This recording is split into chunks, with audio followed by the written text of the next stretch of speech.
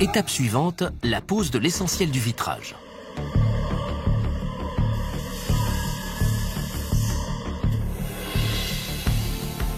On commence par appliquer sur les bords du pare-brise un ruban de colle silicone. Le pare-brise est mis en place à l'aide de ventouses.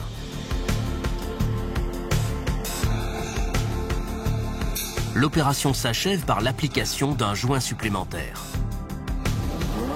Au poste numéro 10, d'autres éléments sont ajoutés à l'intérieur.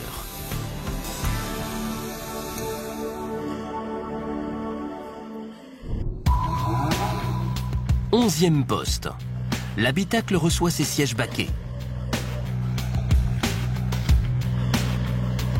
Puis, la Murcielago est équipée d'un de ses signes distinctifs. Ces célèbres portes coléoptères.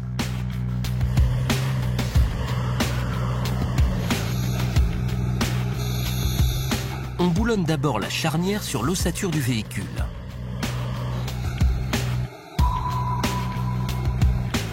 Et le piston est relié à sa commande mécanique.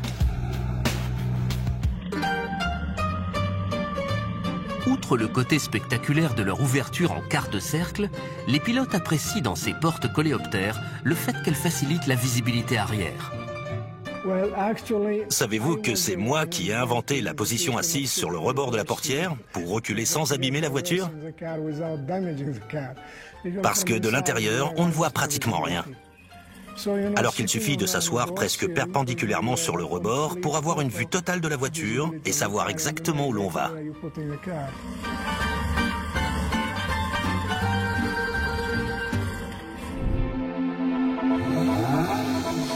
Poste numéro 12. Le super taureau de combat reçoit ses 4 pattes. Les jantes d'une super sportive sont déterminantes, ne serait-ce que pour son look. Les jantes d'un modèle SV sont 16% plus légères que celles d'une Murcielago standard. Avec un poids total inférieur de 8 kg, elles contribuent à alléger la Super Veloce de 100 kg. Si ces jantes ont été dessinées par Lamborghini à Sant'Agata, elles sont fabriquées de l'autre côté de l'Atlantique par la firme Alcoa à Cleveland, aux États-Unis. Faites entièrement en aluminium léger, elles doivent leur légèreté surtout à leur procédé de fabrication.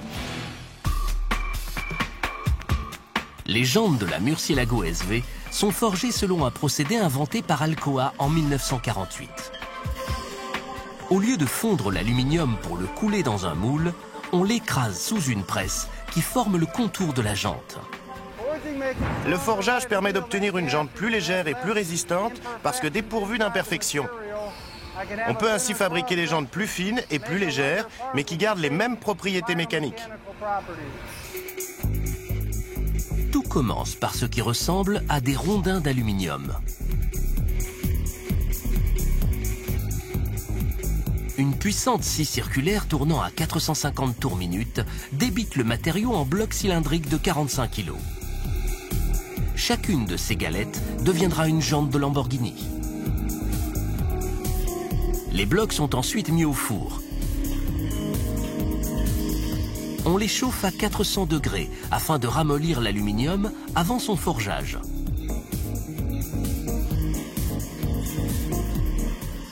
Puis, le robot les place dans le premier d'une série de 3 moules en acier.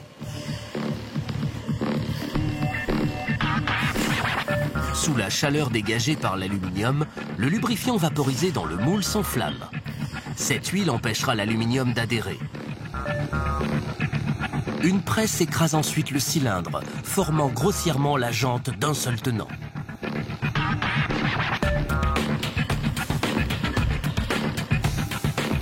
Placé dans un second moule, sa forme se précise sous la contrainte d'une autre presse.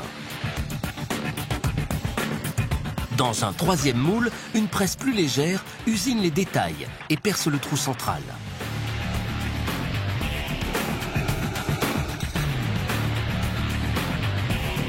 Si le forgeage est terminé, nos jantes ne ressemblent pas vraiment à celles des supersportives. On doit encore les usiner.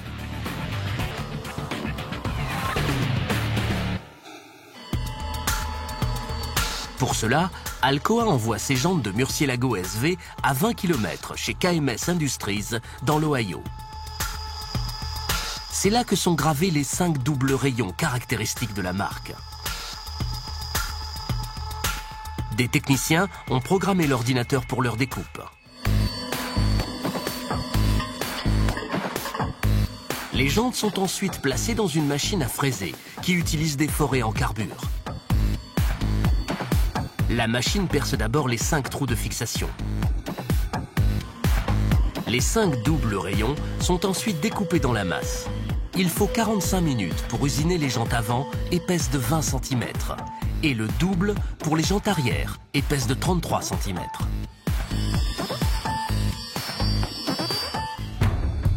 C'est fini. Tout a commencé par un cylindre massif. Ce chef-d'œuvre de sculpture ne comporte ni soudure ni vis. La pièce a été usinée d'un seul tenant. J'ai ici une jante arrière très légère qui ne pèse que 12,3 kg. Et là, une jante avant encore plus légère, 8,9 kg. Après un ponçage final, les jantes sont peintes en noir avant d'être réexpédiées à Lamborghini. Retour à Sant'Agata en Italie, sur la chaîne principale, où un technicien est occupé à monter une roue de SV. À ce stade, la voiture est presque terminée.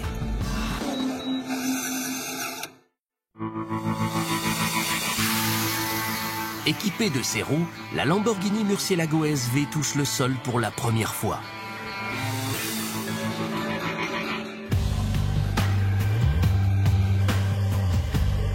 Étape suivante, l'installation du volant. On loge à l'intérieur avec précaution une pièce de sécurité essentielle, l'airbag conducteur.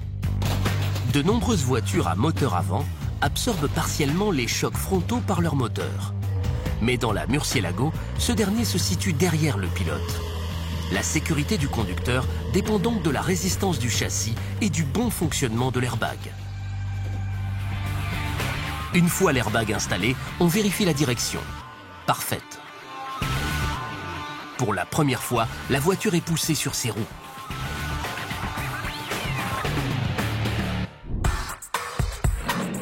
Poste numéro 13. La voiture fait le plein de ses fluides, dont le liquide de transmission et 5 litres d'huile. Les modèles SV reçoivent leur capot arrière en fibre de carbone.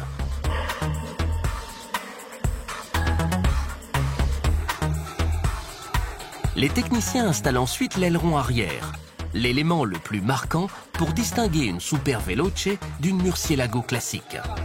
Cette différence visuelle est aussi déterminante pour son maniement. Le grand aileron arrière accroît la stabilité directionnelle à grande vitesse. Il augmente la déportance de la voiture d'environ 180 kg. Cet aéropack Wing est la dernière pièce maîtresse à monter.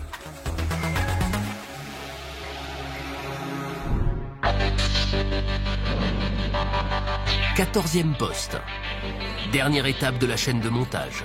Notre taureau de combat ingurgite ses 25 litres d'essence. Mais avant son lâcher dans l'arène, 2 tuyaux descendent pour évacuer hors de l'usine les gaz d'échappement et le bruit émis au premier allumage.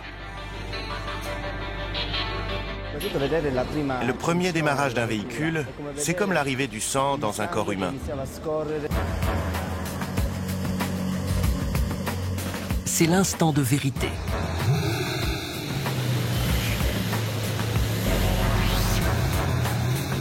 Moteur allumé, on vérifie les circuits mécaniques et électroniques de la voiture.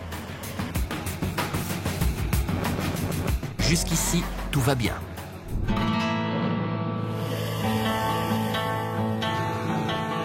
Mais comment les SV se comportent-elles sur route?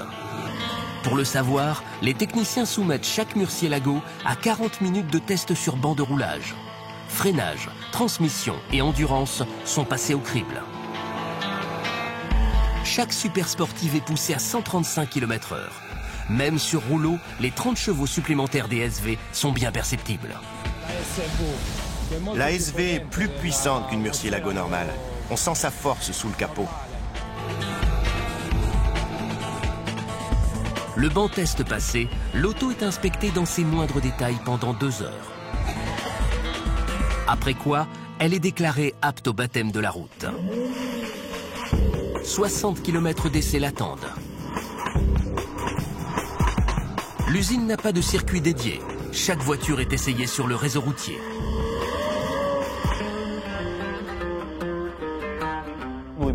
On doit se rappeler que toutes les voitures que nous croisons ne sont pas des Lamborghini. Aussi, pour tous les pilotes d'essai, les Lamborghini souffrent de 2 problèmes. La limitation de vitesse et la police. J'ouvre ? Oui. Nous entretenons de bonnes relations avec la police de la région. Mais bien évidemment, nous sommes tenus de respecter le code de la route. Plus de 30 ans après que Ferruccio Lamborghini ait vendu son usine, les voitures arborant son nom continuent d'incarner sa conception des supersportives. Extrêmes et exclusives. Ferruccio Lamborghini était d'un tempérament fougueux et exigeant. Aujourd'hui, nos voitures continuent d'exprimer sa personnalité, qui est très très forte.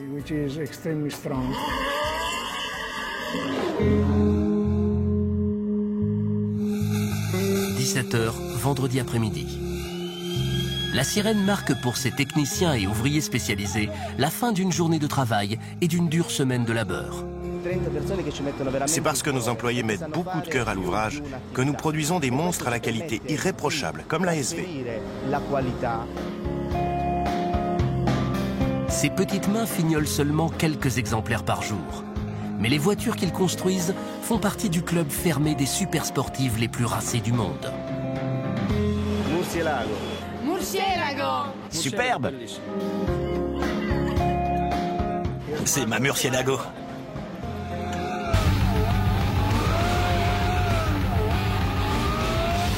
Automobili Lamborghini à Sant'Agata Bolognese. Une usine de classe, comme les aime Megafactory.